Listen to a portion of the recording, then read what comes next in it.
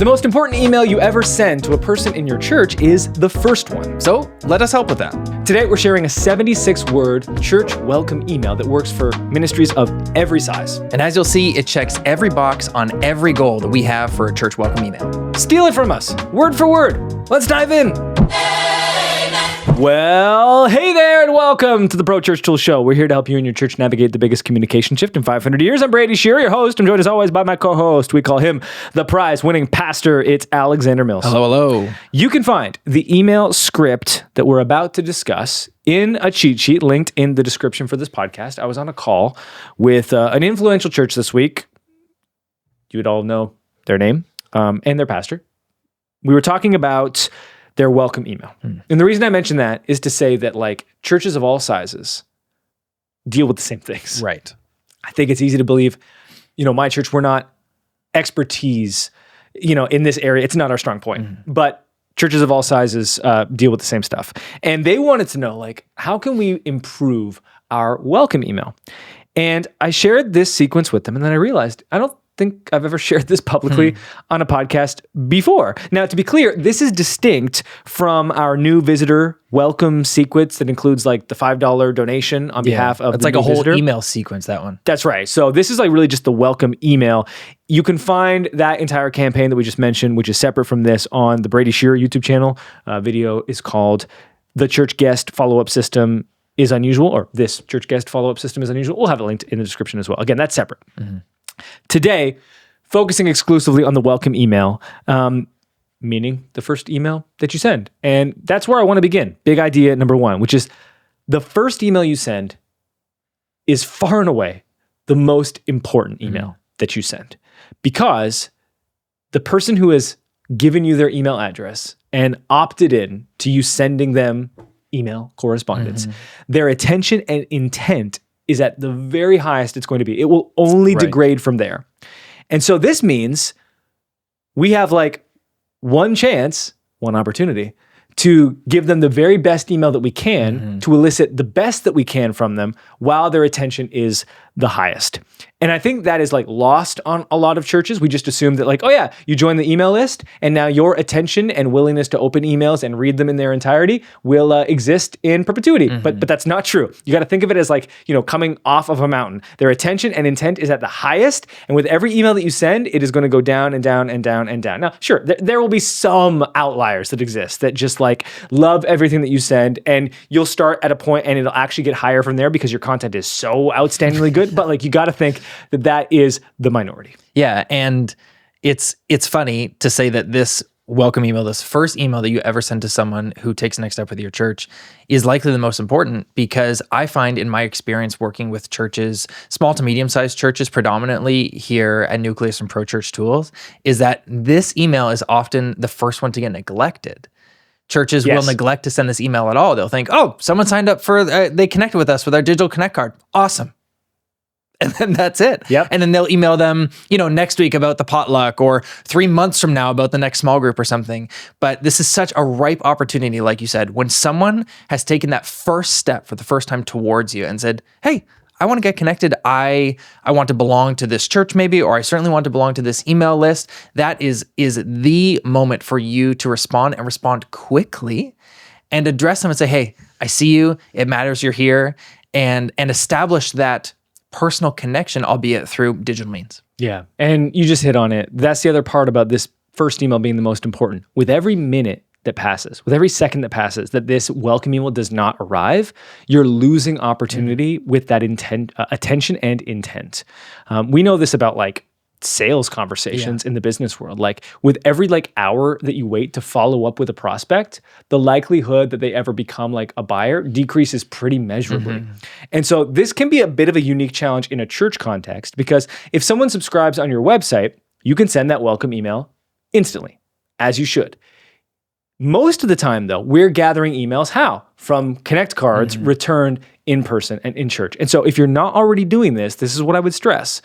Have a practice, develop a rhythm, install a policy where every single connect card that gets returned in person gets added digitally to the email list before the person at the welcome desk goes home, so that you can add them to the campaign where they get the welcome email as soon as they're added. And even if that is, 60 minutes after service is complete, they're mingling in the lobby, they're driving home. And so by the time they check Hopefully their they're email, not on their email at church anyways. right. Hopefully by the time they check their email, like, oh, look, I already have that. Yeah. The difference, and this is what I have to emphasize, like sometimes you just have low hanging fruit. Like we're going to get into the script. Mm-hmm. Like if you send this script 2 days after, just don't send it at all. Mm-hmm. Like the difference in timeliness is everything. Yeah. It can be as simple as that. And again, we know this is true with like sales conversation. You get into the identical sales conversation 1 minute after someone like opts in and says like, I'd like to hear from you, and 1 hour and 1 day, you can say the identical thing. Yeah. Be just as personable. It doesn't matter what the script is. Make the same offer,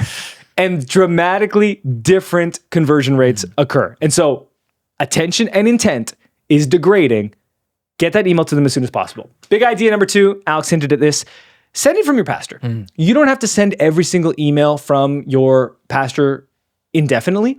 You can send the newsletter just like from the church generically, or from like, Nancy from, Hope Church, whatever it might be.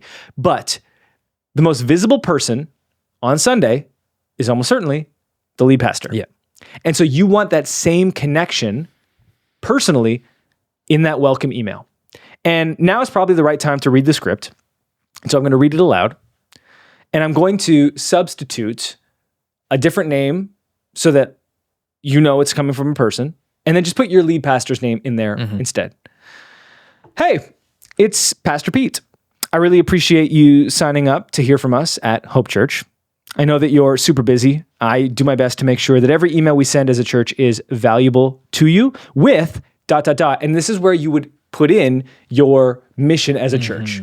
What is your objective as a church? Why do you exist? Presumably, the content that you'll be sending going forward through this email list, through this newsletter, is to help people get involved, to inspire life change. And perhaps you have a pithy way of saying that. When we send this email, because I send this from Pro Church Tools as well, it goes, hey, it's Brady. Really appreciate you signing up to get new content from Pro Church Tools. I know that you're super busy. I do my best to make sure every email I send is valuable to you with experiences and lessons to help your church navigate the biggest communication shift in 500 years. So just substitute in there your church's unique mission. And then you have 2 options with what you are asking this person to do. Option number 1 is you can connect with me anytime, either as the pastor or substitute. You can connect with our church anytime and then put in your Instagram, your YouTube, your podcast. Those are the 3 that I recommend because they serve 3 different audiences that are, some people are YouTube people. Some people are podcast people like me. Some people are Instagram people. Perhaps if your church is like really skewing young, you could put TikTok in there. Substitute whatever you want. I like 3. Yeah. You get a little bit longer and it just looks like a giant list that you're willing to ignore. So that's option 1.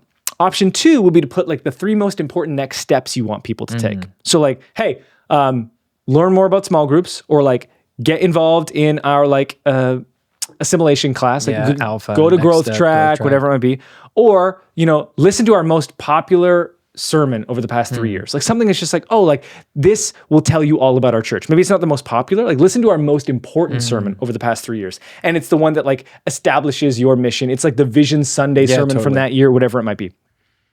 And then you can just sign off like, cheers, talk to you soon, blessings, grace and peace, whatever it is. In his bosom. That's a real one that someone, we talk with pastors all day here. That was someone sign off to us last week. In his bosom. So consider it. Okay, question. Pausing the episode. Was this a man or a woman? This is a man. I don't know what's worse. So I'm not And here whose to like... bosom? Abraham's bosom or the Lord's bosom? Right. Because rest in Abraham's bosom is kind of like... So I don't remember if the H was capitalized or not. Why would you be in Abraham's bosom? I don't know. That is the part though from the Bible. Yeah. Is there a part where it's like rest in the bosom of Christ? This Pastor Pete is in somebody's bosom. That's all I know. Gosh. Okay. We did an episode 2 weeks ago on church lingo. Right. That we need to leave in the past. Well, I feel like it now needs to be re-recorded because clearly we missed something that was... Okay. Brady, I have a whole host of email sign-offs. What are we doing? We should be doing that podcast right now. Okay. In his bosom... Just write grace and peace and move on, okay? Pastor Pete. Yeah. And then here's the kicker. There's a PS at the end, okay? We've talked about big idea number 1, send it as soon as you can. Make this email the most important. Big idea number 2, send it from your pastor. Big idea number 3, choose your focus. the connecting elsewhere on different platforms Yeah. or the important next steps. And then big idea number 4 is the PS after this. The PS section of emails is often the most read section. It's almost like the inverse of websites. You go to the website and the hero section is like seen by 80% of people. And then the rest of the homepage is seen by like fewer and fewer the more that you scroll. Emails are different. You see a PS and like you're just scanning an email often. And that's why like we include like these links, follow on Instagram, subscribe to YouTube, subscribe to the podcast with bullet points. And you can see this all in the cheat sheet because like it's scannable that way. And we want to keep it brief, right? The title of this episode, the 76 word email script. We need it to be brief. And this is the challenge and the balance. We want it to be brief. We want it to also highlight the most important things. The PS, people often scroll straight to there because they're like, this must be important. It's a PS. Here's what I always say. PS, one small favor. Please reply to this email with, hey, Pete, to make sure you actually get our emails. It only takes 12 seconds. Exactly that. We get so many replies that just say, hey, Brady. And what does it do? If you reply to the first email that you get from an organization, it is so much more likely that your future emails land in that person's inbox and not the promotions tab and not the spam tab. Yeah. Because we don't reply to promotional emails. We reply to personal emails. Yeah. And so that is one of the signals that you can send to the email clients to say, hey, look, people like our emails. They reply to our emails. Make sure they get our emails and they see them.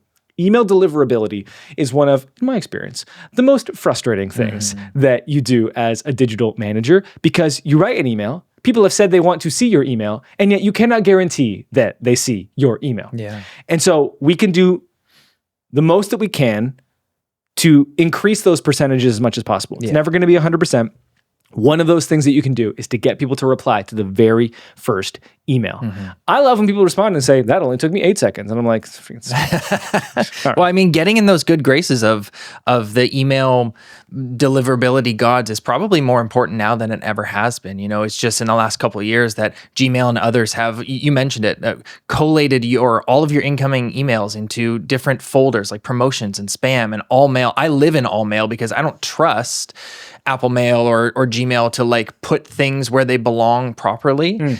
And email open rates and deliverability has always been, a lot of the sending platforms will give you these stats, but it's always like, are you sure? Like, how dependable are these stats? And there's research to say like, yeah, this may not be exactly reflective of what they're showing you here. So anything you can do to get folks to engage with your emails and quickly, right, is going to send good signals to these email platforms.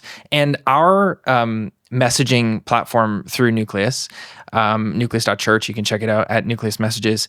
I'm really proud of as somebody who works here because we have mechanisms for every part of this sequence. And so we have these automated reply mechanisms so that when you take a next step online through your church's website using Nucleus, this welcome email can be triggered automatically and delivered like within minutes of that next step being taken online. And a recent feature that we have installed is custom sender defaults. So for this welcome email, you can actually customize it to send from, Alexander at Life Abundant Niagara, while all of your other email communication defaults to info at Life Abundant Niagara. So you can achieve what was a big idea number 2, send it from the pastor. And then big idea number 5, which comes in last, is when somebody replies to you and says, hey, Brady, this only took me 8 seconds, is now you as Brady or me as the pastor, the person on the platform who may feel a little bit untouchable or out of reach, has the opportunity to reply back again to this person, not automated, but this is real flesh and blood now. And now you're establishing not just a rapport, but like the potential for real relationship. And all of a sudden you've gone from someone just kind of taking maybe to them a little bit of step of faith in connecting with your church to very quickly feeling integrated in some sense into the life of the church and in first steps of relationship with the senior pastor. That can really go a long way in seeing folks get integrated with your church, embodied over the course of their journey with Jesus through your faith community. And that's the other benefit of sending it from the pastor as that first one. So what I do is I say, reply, hey, Brady, takes 12 seconds. And then I should probably hand this off to somebody else. I have yet to do so. Every time someone replies, which is a lot, and they go, hey, Brady, I reply and I send back, hey, Tony, great to have you following along with our content, with a little salute emoji. Love it. And if you're a pastor, Pastor Pete replies, so I'm a new person at your church, and Pastor Pete replies, maybe like that to me is the implicit permission to reply back and be like, hey, also like, and then pastoral care. Exactly. Hey, also, I'd like to get involved. Hey, also, I had a question, whatever it might be. And now you have like created an avenue that is not just like effective at keeping your email list happy and hygienic and getting email deliverability high, but it is now intersecting and overlapping with the mission of the church, which is life change. And what does that happen through? Pastoral care. Sorry, I got like distracted by a sec. Someone commented just on a YouTube video. They said I look like Pastor Jeff from Young Sheldon. Anyway, I looked that up on the internet. That's insulting. Gosh. There's a pastor on the show, Young Sheldon? Okay. Yeah, his name is Pastor Jeff. All right. And they said, this guy looks like Pastor Jeff. And it has a couple likes. So there's at least 3 people that are like, this guy. And what's the tone? Were they saying it in a complimentary way or? I don't know. They just said it. I'm not seeing it. In the comments, let me know. Do I look like Pastor Jeff Difford, aka the American actor and comedian Matt Hobby? All right. Back to the 2 options, either including links to your social media channels or next steps. I think on its surface, a church would be understandably leaning towards the next steps. My preference is actually the social platforms. And the reason is this. We've just discussed deliverability, the likelihood emails land in the client that we want, how there's degrading attention and intent as soon as that opt-in is given, whether digitally or in person. And we know that like attention has become so fragmented. It used to be that like email was the holy grail of communication because it was like a guaranteed way for me to communicate with you. In the same way that like, if you followed someone on a chronological algorithm circa 2013, you would see their post. And now there's just so much demand, so much supply of email, so much supply of social posts, so much supply of podcasts and YouTube videos that like followers, subscribers, none of that matters anymore. So what does that mean? The more places I can connect with you, the greater the likelihood is that you will see my content. And so for me, at your highest level of attention and your highest level of intent, I want you also to like choose the platform that you care about most and follow me there. If you're an Instagram person, connect. If you like listening to podcasts, like you listener viewer, thank you, follow us there. If you're more of a YouTube person, connect with me there.